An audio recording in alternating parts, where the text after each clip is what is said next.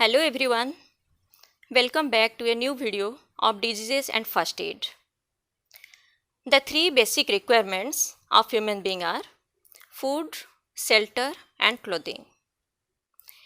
If all the requirements are fulfilled, one can live happily. But sometimes, due to interference of the adverse forces, this harmony is disrupted. Let us consider the well-being of a person as harmony and the adverse force as disease. Let us know in detail about it. What is health?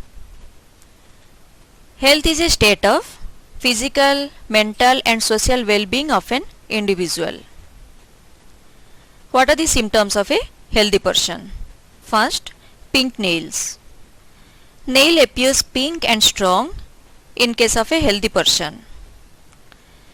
Change in color of the nail is an indication of health issues like respiratory disorders or iron deficiency.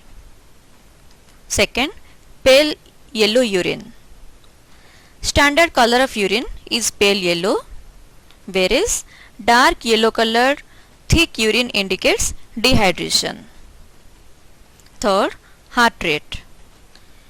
Normal heart beats at 70 to 75 times per minute, whereas an increase or decrease in the heart rate indicates some heart diseases. Fourth, elastic skin. Elasticity of the skin indicates adequate fluid intake, whereas less elasticity of the skin indicates dehydration. What is hygiene? It is the practice of good health habits. What are the types of hygiene? Basically, it is of two types. One is personal hygiene, second is public hygiene. Personal hygiene is the practice of keeping oneself clean as a means of maintaining good health. Example is well-balanced diet, exercise, sleep, whereas public hygiene is the science and practice of protecting and improving the health of a community, like the public places. What are the basic components of maintaining good health? First is nutrients and balanced diet. Second is physical exercise and rest. Third is personal cleanliness. Fourth is community hygiene. Fifth is preventive measures against diseases. Health and hygiene have a direct relation with diseases. Maintaining good health and keeping your surrounding clean helps us to reduce occurrence of diseases. What do you mean by disease? Disease is a disturbance in the normal functioning of the body. A disease broadly refers to any condition that interferes with the normal functioning of the body or any of its parts. A disease may be caused due to various reasons and may affect different people in different ways. A disease may be temporary or it may be chronic. Types of diseases. On the basis of communicability, diseases can be divided mainly into two types. These are communicable diseases and non-communicable diseases. Communicable diseases are caused due to invasion of microorganisms like bacteria, fungi and viruses. Non-communicable diseases are caused by the malfunctioning of the body organs or by some nutritional deficiencies.